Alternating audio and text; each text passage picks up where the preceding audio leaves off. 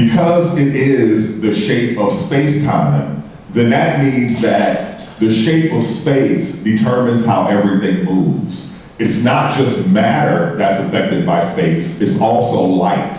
So here we see what's called gravitational lensing. Light leaves a body, and when it reaches this galaxy, the curvature of space makes the light bend around, and so multiple images of that body are seen.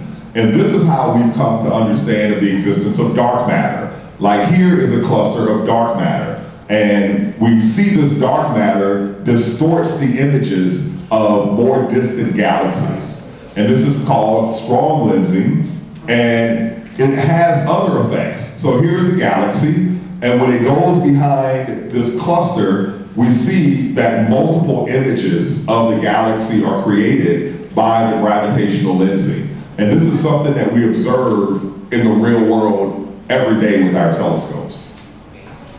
Jadi kenapa tadi penjelasannya penting adalah karena kalau misalnya ruang dan waktu itu diubah bentuknya oleh gravitasi, maka kemudian cahaya juga ternyata jalannya dipengaruhi oleh gravitasi. Nah, ini adalah kenapa kemudian ilmuwan-ilmuwan mengetahui adanya yang disebut dark matter. Seperti itu, karena ternyata begitu mereka mengamati galaksi-galaksi, ada beberapa hal yang terjadi. Satu, mereka tuh bentuknya ternyata warp, seperti itu, bentuknya tidak sesuai dengan bentuk aslinya, seperti yang kita lihat di sini. Nah, ini disebut strong lensing, ya. Dan juga yang kedua, bentuknya ternyata satu galaksi itu nggak cuma satu bayangannya. Kelihatan di teleskop, kelihatan di mata kita, ternyata satu galaksi kelihatan 3, seperti itu loh. Nah, itu kan kenapa ya? Pasti kan ini cahaya dari galaksi tersebut dipengaruhi oleh sesuatu, padahal nggak kelihatan sesuatunya apa, seperti itu. Jadi kemudian orang mikir, oke, berarti ada yang disebut dark matter.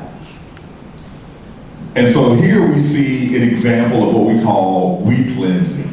So we have foreground galaxies, and there are also background galaxies. For some reason the blue isn't showing up, but if you could, yeah, I'll just skip that. So the thing about the dark matter is that there's much more dark matter in the universe than there is normal matter. Most of the normal matter in the universe is not in stars and galaxies. It's distributed between the galaxies very dilutely.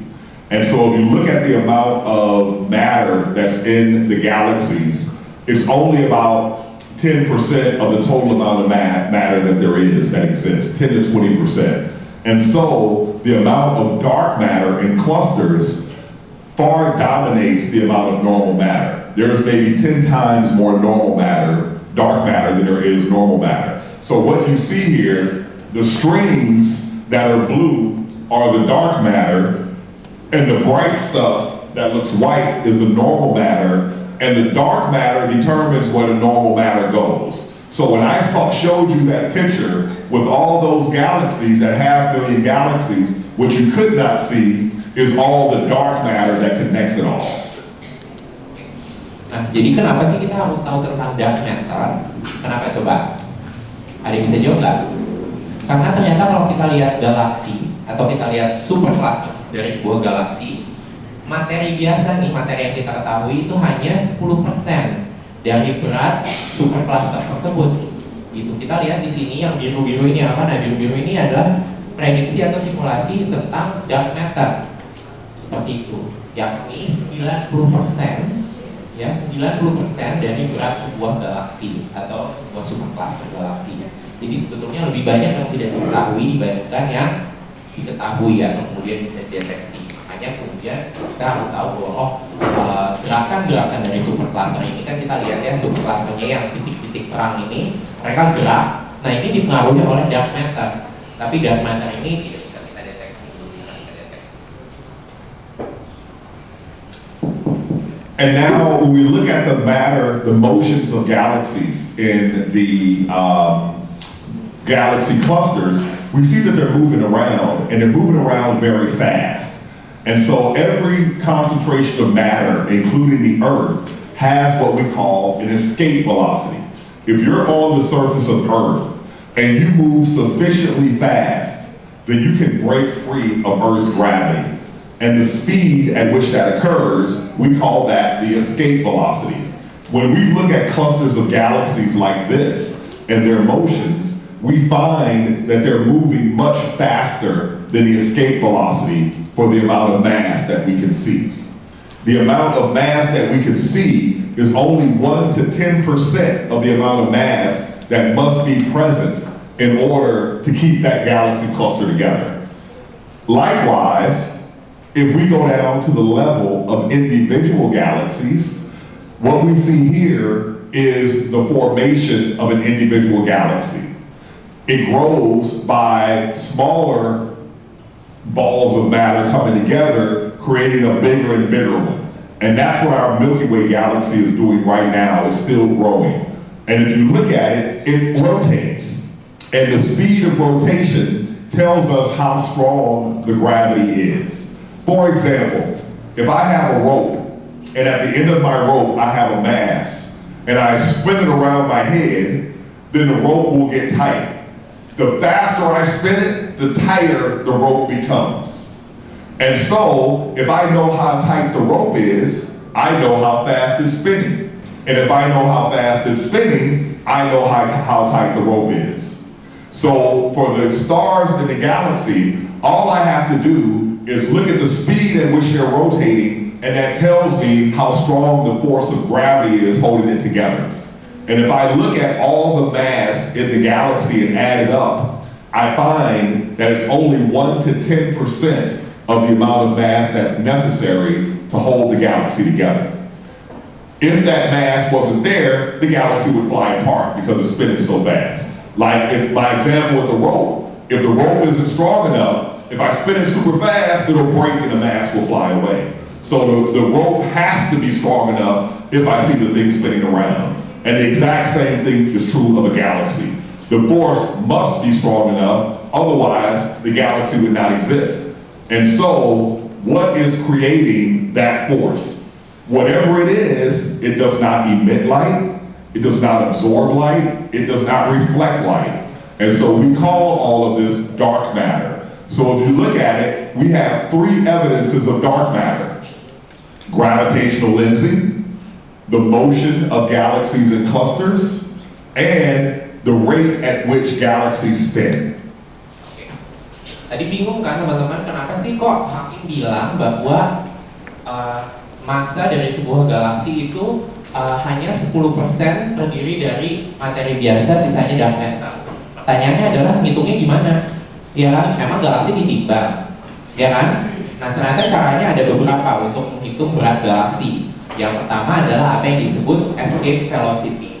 Galaksi itu berputar, ya kan? Kalau misalnya dia kecepatannya sekitar seperti itu nih, yang seperti mereka bergerak sekarang, mereka butuh sebuah massa untuk tetap mengikatnya. Karena seperti kalau kita lempar sesuatu gitu loh. Kalau misalnya berat, pasti kan lepas dari tangan kita. Kalau kitanya lebih berat nih, mereka tidak akan lepas. Ternyata kalau misalnya berat dari galaksi, berat dari supercluster yang dibutuhkan untuk mengikat agar galaksi-galaksi ini nggak lepas, itu sangat besar jumlahnya, tapi nggak kelihatan. Ini nih masanya dari mana nih? Seperti itu. Nah ini makanya kemudian ditebak-tebak kayaknya ada dark matter, nggak bisa kelihatan dan nggak bisa memantulkan cahaya. Itu satu. Yang kedua, kita bisa lihat gambar ini, Milky Way, ini galaksi kita. Ini kan perputarannya sangat cepat. Ya kan, sama seperti kalau kita muter tali yang ujungnya ada bendanya, kita putar gaya sentrifugal ya seperti itu kan semakin cepat nanti talinya jadi lurus seperti mana. Itu Milky Way juga sama. Nah semakin berat bendanya, semakin lurus dan semakin cepat perputarannya gitu. Jadi ini perputarannya itu cepat sekali. Tapi nggak mungkin kalau misalnya beratnya nih semua bintang-bintang dalam galaksi ini ditambahkan jumlahnya, itu nggak mungkin cukup angkanya, paling cuma 10% dari massa yang dibutuhkan untuk si galaksi ini bisa berputar secepat itu. Aneh nggak? Aneh ya, lumayan ya. Artinya maka kemudian harus ada sesuatu nih yang menambahkan massanya, dan massa itu kemudian disebut ilmuwan namanya dark matter. Nah, dark matter ini tidak memantulkan cahaya, tidak menyerap cahaya, maka kemudian tidak bisa kita deteksi karena kan kita pakai teleskop, bendanya harus memantulkan cahaya. Ya kan, nah, kalau misalnya nggak bisa memantulkan cahaya gimana dong? Nah ternyata itulah dark matter.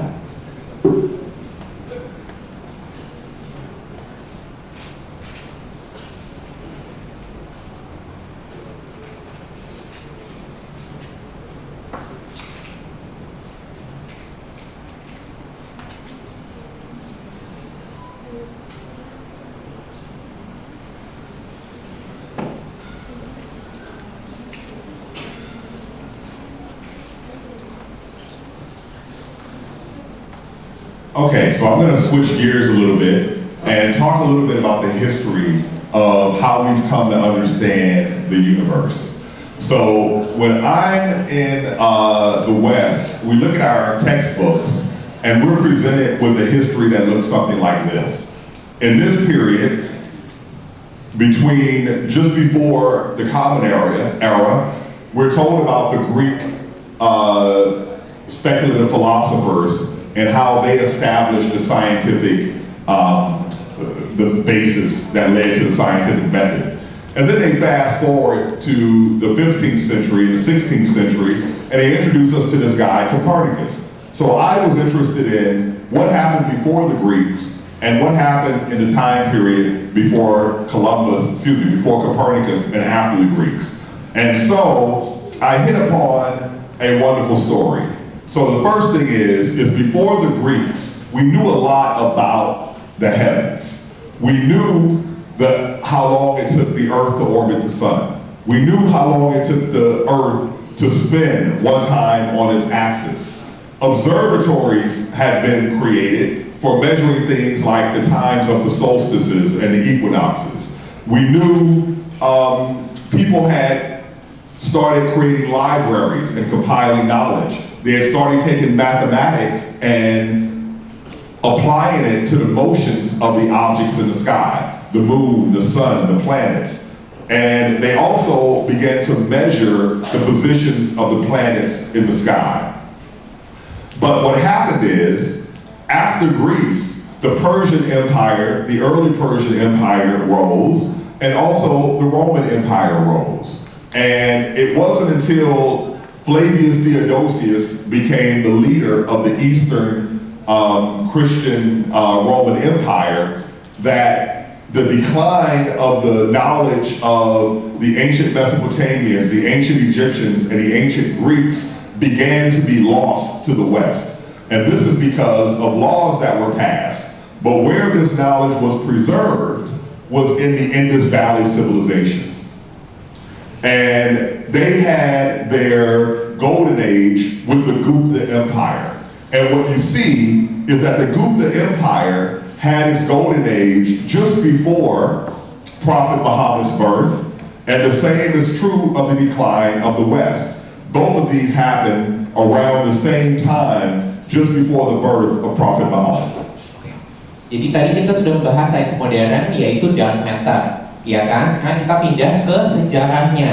Gimana sih sains modern ini bisa muncul? Ternyata yang satu hal yang seperti Hakim sudah katakan tadi malam, yang menarik adalah bahwa di sejarah Barat itu ditekankan dua hal, bahwa ada kebudayaan Yunani dan juga ada kebudayaan atau ada kontribusi sains dari Copernicus. Nah kemudian di antaranya tuh ada siapa sih? Dan sebelum Yunani itu ada siapa? Nah ternyata diketahui bahwa sebelum kebudayaan Yunani banyak sekali kebudayaan yang sudah punya observatorium, sudah punya ilmu matematika, sudah punya perpustakaan, sudah bisa menghitung posisi planet. Nah ini disebut heavenly cycles. Heavenly itu artinya bukan surga ya teman-teman, tapi benda-benda langit. Ya, sudah mulai menghitung orbit, sudah bisa menghitung perputaran planet dan juga bintang dan sebagainya. Dan juga termasuk titik rendah matahari, titik tinggi matahari, musim dingin mulainya kapan, musim panas mulainya kapan dan sebagainya. Nah kemudian ada dua hal yang terjadi. Dua hal yang mulai terjadi, yaitu bagaimana kemudian di Barat berkurang kontribusinya terhadap sains. Yang pertama adalah Flavius Theodosius. Nah ini adalah salah satu pemimpin dari kerajaan Romawi dan Yunani, dan kemudian dia tidak terlalu suka sains karena mulai masuk dengan doktrin agama. Seperti itu, dia kemudian menyerang sains dan menekan ilmu pengetahuan itu karena kemudian sudah dipengaruhi oleh ilmu politik dan juga kepentingan agama. Satu. Kedua, kemudian yang terjadi adalah sains pindah. Karena kan kemudian diserang nih di Yunani sama di Romawi, pindahnya ke India, ke kebudayaan lembah Indus. Ya, di situ adalah kerajaan Gupta Empire. Nah, kemudian besarnya di sana sains itu meledak sekali di sana sesaat sebelum kelahiran Rasulullah Muhammad SAW. Nah, ini dua poin itu adalah di mana sains kemudian sangat-sangat besar perannya di kebudayaan non Barat sebelum kelahiran Nabi Muhammad. And it's in the Gupta dynasty that we encounter the first known great genius of history, scientific genius, and it's Aryabhata. And Aryabhata discovers a method for measuring longitude, and he invents the place value system that we use today. And the number 0 comes into existence in India at around this time, and some believe that he had something to do with it. He also was the inventor of the symbols we currently use for the digits 1 through 9 as they've been passed forward to us, and he did early trigonometry. And he was among the first to use something similar to algebra in astronomy, but he was also able to calculate for the highest precision ever in history the length of the year and the length of the day, as well as the value of pi. He was able to calculate Earth's circumference to a greater accuracy than Eratosthenes, the famous Greek who did so. And he also believed that the Earth orbited the sun rather than the other way around. And so Aryabhata's work came to us via a book called the Siddhanta. Salah satu dari kejeniusan dinasti Gupta adalah Aryabhata, ya. Dia hidup di tahun-tahun yang disebutkan itu. Dia sudah menemukan apa saja. Pertama, dia menemukan garis bujur dan garis lintang, ya. Kemudian dia juga menemukan angka 0 atau 0, ya. Kadang-kadang kita sudah membayang siapa sih yang nemuin angka 0. Sebelum Aryabhata itu ternyata tidak banyak yang membahas angka 0, karena angka 0 kan lumayan abstrak sifatnya. Kalau 1 kita tahu bisa kelihatan, 1 biji gitu kan, 1 tongkat seperti itu. Kalau 0 kan nggak bayang. Dan ternyata dia yang pertama menemukan konsep angka 0. Kemudian angka 1 sampai 9 yang digunakan sama kita hari ini juga ditemukan oleh Aryabhata, dan juga trigonometri tentang sinus, kosinus, ya. Kalau misalnya teman-teman belajar seperti itu, sin, cos, tan gitu. Ternyata dia nemuin Aryabhata ini gitu, bukan dari barat ternyata. Dia juga yang menemukan bahwa 1 tahun itu panjangnya berapa hari, 1 hari berapa jam secara akurat. Dia juga menemukan tentang rumus lingkaran, angka pi, ya, 22/7, 3,14 dan seterusnya. Dia menemukan juga bahwa pembagian antara satu angka dengan angka 7 itu seringkali irasional. Seperti itu, jadi angka pecahannya terus menerus, gak pernah selesai, gak pernah angka bulat, dan komanya itu angka acak. Dia juga menghitung keliling bumi, karena kan panjang keliling bumi itu sangat besar, kita nggak bisa hitung pakai meteran, ya teman-teman. Nah, dia ternyata bisa menghitung itu secara akurat. Dan terakhir dia juga menemukan teori bahwa bumi itu mengelilingi matahari. Sebelumnya kan dipercaya bahwa bumi itu pusat alam semesta. Nah, ini udah direvisi nih sama Aryabhata seawal abad, kurang lebih abad ke-4, abad ke-5, seperti itu. And so, after this time of Aryabhata and the Gupta dynasty, the Muslim empire comes into existence. And the second Abbasid Caliph, Al-Mansur, had a Hindu teacher named Manka or Hanka. And he had great knowledge of the stars. And Al-Mansur wanted to know, how do you know all of this? And he introduced him to the Siddhanta, the book written by Aryabhata, who, by the way, was still in his 20s when he wrote it. And he also introduced to the Muslim empire the invention of paper from China that had reached India. And Al-Mansur realizes that it's important for the Muslim empire to have all the compiled knowledge of all of humanity. So the Hindu culture also had the works of Aristotle and the other Greek philosophers. So they began to translate all of these works into Arabic. And this is how they would eventually be reintroduced into Europe. And so his successor, Al-Mamun, wanted to gain all of the transcripts that was held by the Western world. And so the Byzantine Empire, as the Muslim world was expanding, he said to them, give us all of your manuscripts and we won't conquer you. And they did, but of course they were conquered anyway. And so the once capital of the Eastern Roman Empire, Constantinople, became the Muslim city today of Istanbul. And at this time, from the Byzantines, they received the work of Ptolemy, his mathematics syntaxis, and it was called in Arabic Al-Majest, and that was translated in 828 of the Common Era. Jadi apa hubungannya Aryabhata dengan kerajaan Islam? Yaitu Aryabhata ternyata menulis buku Siddhanta pada umur berapa teman-teman? Tadi Hakim bilang umurnya berapa? 20-an. Jadi udah bikin 20-an bikin buku sains yang sangat penting. Jadi ini keren sekali, teman-teman juga bisa ikuti ya, siapa tahu nanti bisa menjadi seperti itu. Dan kemudian amin ya. Buku Siddhanta ini digunakan oleh seorang guru Hindu namanya Mantah untuk mengajari Al-Mansur. Al-Mansur adalah Khalifah Abbasid kedua, ya, yang juga mengimpor kertas dari Cina. Dulu Cina menemukan kertas, nama dia diimpor ke dalam kerajaan Islam. Karena dia merasa sangat penting untuk kemudian membahas sains di budaya kerajaan Islam. Nah, kemudian di bawah Al-Mansur, mereka banyak melakukan penerjemahan terhadap karya-karya sains, khususnya misalnya karya Aristoteles dari dinasti Gupta juga yang dimiliki oleh di India. Dan ini diteruskan oleh Al-Ma'mun, penerusnya Al-Mansur, ya. Al-Ma'mun itu kemudian bilang ke kerajaan Bizantin di barat, di Romawi, bahwa kalau kamu tidak mau diinvasi oleh kerajaan Islam yang kuat, maka tolong kasih semua karya-karya sains yang kamu punya.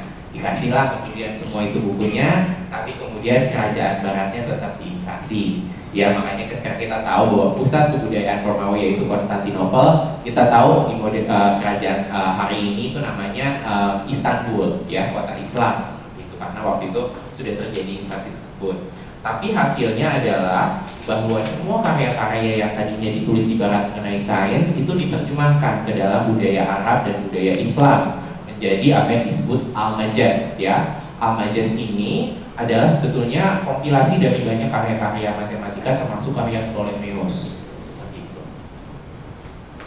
And also shortly after this time we have algebra invented in the Muslim world. And what people were doing at this time to understand the heavens is they were using the model of Ptolemy to predict where the planets would be in the sky. And they began to notice that the model was making wrong predictions. And so Al-Khwarizmi, who invented algebra, also updated the Almagest and created star tables to include the newer observations. And interestingly, at this time, they used the Indian numerals invented by Aryabhata, and so those numerals came to the Western world to be known as Arabic numerals, even though they originated from the Hindu culture.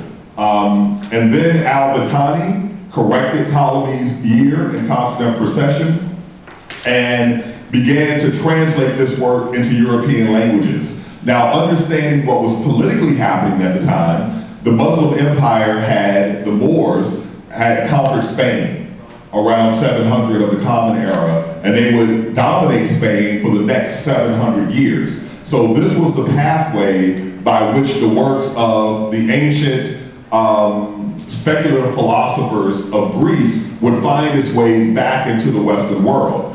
And then around the turn of the millennium, we have the second great genius. I think Khwarizmi is also a great genius, but in terms of physics, and that's Ibn al-Haytham. And so he wrote the book called The Book of Optics, which talked about how light works. And he was able to figure out the way the eye works. Before al-Haytham, people thought that the eye sent out a signal and then received the signal back, and that's how vision worked. But it was al-Haytham who realized that the eye is a passive detector. Light from the environment bounces off of things and travels to our eye, and the lens in our eye focuses an image on the back of the eye. He also discovered the behavior of what path light takes. And we call that Fermat's principle, which is known as the principle of least action. And he also discovered the basic building blocks of understanding the motion of objects. For example, Newton's first law is that an object at rest or in motion will remain at rest or in motion unless acted upon by an outside force. We call that property inertia. So Al-Haytham discovered inertia as well as momentum. And what he had to say about Ptolemy was essentially the beginning of the scientific method. So prior to this time, people relied on the authority of the great thinkers. So if Dr. Hakeem said it, it must be true, right? But Al-Haytham says, no, that is not the correct way to think about things. What determines truth is what is observed to be true. And we must hold everyone in skepticism. We must be skeptical of everyone, even the great authorities.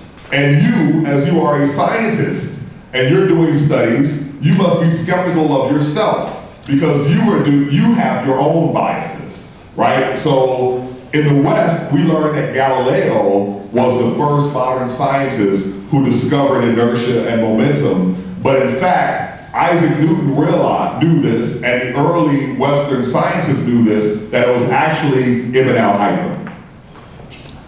Nah, kemudian apa yang menjadi selanjutnya di budaya Islam adalah apa yang disebut aljabar atau al-Khwarizmi. Dia melakukan dua hal. Pertama yang tadi disampaikan Hakim adalah dia menemukan update terhadap al-Majaz seperti itu. Banyak sekali kesalahan Ptolemeus dan kesalahan di dunia Yunani atau Romawi yang kemudian dibetulkan oleh aljabar menggunakan analisis dia, dan juga dialah yang pertama menggunakan angka 1 sampai 9 yang digunakan sekarang. Kita sebut itu Arabic numerals ya. Ini adalah angka yang digunakan juga di India lama dan juga ada disebut oleh Arabic karena memang yang pertama menggunakannya adalah orang dari kebudayaan Islam. Itulah yang dilakukan oleh aljabar al-Khwarizmi. Kemudian yang terusnya diteruskan oleh Al-Batani. Nah, kontribusi Al-Batani itu paling besar. Kenapa? Tadi kan kita sudah sebutkan bahwa semua karya-karyanya diambil dari kerajaan Bizantin ke kerajaan Islam.